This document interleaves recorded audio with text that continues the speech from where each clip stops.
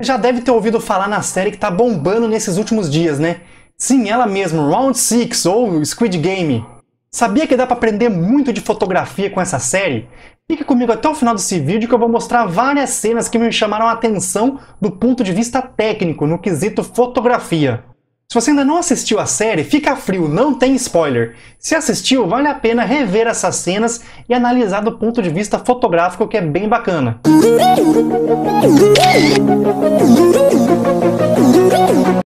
E aí, beleza? Pra quem não me conhece, eu sou o Bruno, eu podia estar matando, roubando, mas eu tô aqui pedindo o seu like. Aproveita e se inscreva no meu canal também. O que será que essa série tem que tá tão popular assim? Tem umas coisas que não dá pra explicar, mas na minha opinião é um conjunto de fatores que fazem Round 6 ter caído no gosto popular. Lógico que tem a questão do enredo, da dramaturgia, daquele mistério, né, do suspense, mas uma coisa que pouca gente percebe é o visual da coisa. Sim, tô falando da fotografia. Mesmo sendo uma série filmada, tem muita técnica de fotografia para as cenas serem gravadas.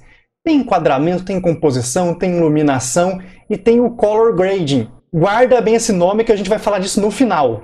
Então vamos falar das técnicas de fotografia que eu observei.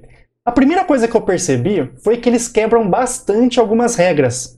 Só que eles conseguiram colocar isso de uma forma bem sutil, que talvez muita gente nem percebeu. Por exemplo, nessas cenas aqui, ó, nota que elas estão tortas. A tal da linha do horizonte está inclinada. Com certeza foi feita propositalmente, eles sabiam o que estavam fazendo. E mesmo assim, deram belíssimas imagens. Eles souberam a hora certa de usar esse tipo de enquadramento e, pelo que eu percebi, foi sempre numa cena ali de uma certa tensão, de um suspense. Isso prova que, às vezes, quebrar a regra pode ser muito legal. Ainda falando em quebrar regras, também reparei na posição do assunto na tela. Geralmente as pessoas elas ficam posicionadas na regra dos terços ou no centro da imagem, mas não aqui em Round 6. Repara nessas cenas aqui, ó. Nota que a pessoa não está centralizada e nem posicionada na regra dos terços. Eu confesso que essas cenas aqui me incomodaram um pouco, porque eu tenho um certo toque. Eu gosto de ver as coisas ali, ó, alinhadinhas. Tá errado? Não, não tá errado. De fato, eles quebraram essa regra aqui também, mas essa foi a proposta da obra. E digo mais, eu creio que a intenção desses enquadramentos foi no sentido de incomodar mesmo. Pode ser que você, olhando assim, sem ter o olhar técnico, não tenha percebido isso, mas com certeza o seu subconsciente percebeu e dá aquela sensação de que tem alguma coisa incomodando, mas você não sabe explicar o que é. Só que a sequência de filmagem, ela não é contínua assim, toda quebrando regras. Tem várias cenas intercaladas com enquadramentos corretos.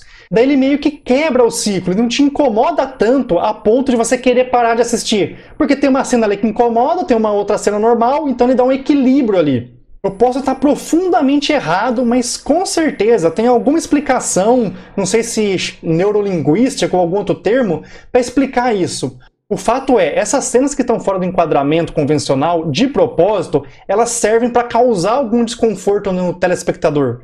Ó, dando sequência aqui, ó, eu percebi que eles usaram muito o plongé e o contra-plongé. Se você nunca ouviu falar, eu vou resumir.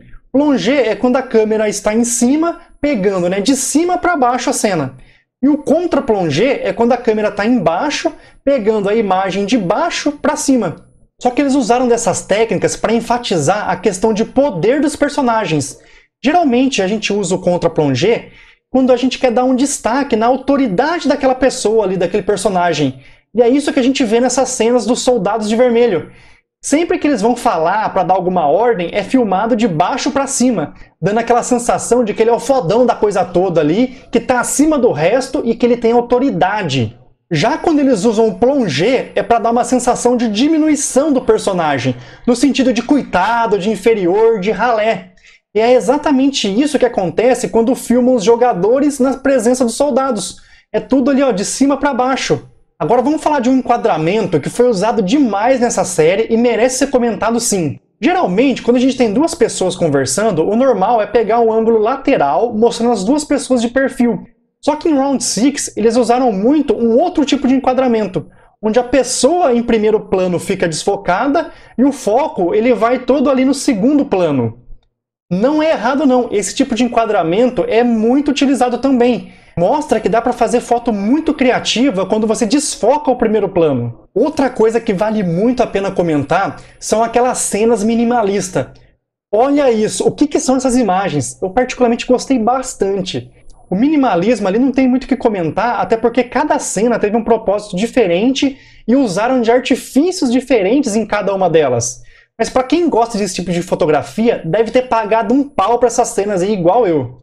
Agora vamos falar um pouco de simetria. Tem poucas cenas aqui nesse contexto, mas as que tem, meu amigo, o que é isso? Saca só essas cenas que eu separei.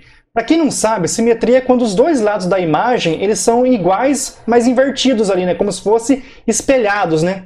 Cara, olha essas fotos aqui, ó, verdadeiras obras de arte. Esses coreanos, vou te falar, viu? Eles também souberam explorar muito bem as composições de cena com ponto de fuga. O que seria ponto de fuga? São linhas imaginárias que conduzem o nosso olhar para o fundo da imagem. Dá para perceber aqui, ó, que a imagem ela força o nosso olhar a acompanhar essa linha imaginária. É uma técnica simples, só que ela foi muito bem executada. É muito bacana esse tipo de foto também. Iluminação em si é um assunto bem extenso e complexo. Daria um assunto para vários vídeos. Mas falando de iluminação, eu separei algumas cenas aqui que eu achei interessante para mostrar. A intensidade da luz ela pode dar o tom na cena. E foi isso que fizeram nessas cenas aqui, ó. Esses momentos aqui, ó, são partes mais dramáticas da série. E deixaram com essa luz bem dura aqui, bem forte e amarela. Dá esse tom aqui mais dramático para a foto. Ficou bem interessante. Já nessas outras cenas aqui, ó, eu achei uma baita sacada e serve de inspiração para você, viu? A luz lateral ela é um tipo de iluminação muito usada na fotografia. E olha essas cenas aqui, ó, foi explorado bastante isso. Dá pra ver que essa luz lateral ela deixa o rosto bem marcado com sombra. Até aí legal, mas o que eu achei o mais da hora aqui foi como que o diretor iluminou essas cenas. O cara simplesmente gravou a cena em frente da luz de uma loja de conveniência. O cara nem se preocupou em montar todo um esquema de iluminação ali na rua. Ele simplesmente aproveitou a luz da loja. E por último, e não menos importante, não posso deixar de comentar sobre o color grading da série. E o que é isso? Nada mais, nada menos do que as cores. A forma como as cenas foram colorizadas, os tons das cores. Além do enredo, uma coisa que chamava muita atenção e com certeza foi um dos motivos que fez a série cair no gosto popular, são as cores. Ó, mesmo que você não assistiu, deve saber que a série é sobre pessoas jogando jogos em troca de dinheiro. E quem perde os jogos simplesmente morre. A premissa da história é essa, né? Dá uma impressão ali de ser uma coisa bem macabra, bem sinistra, né? Mas não, Round 6 conseguiu dar um tom mais infantil para a série por causa das cores que eles usaram.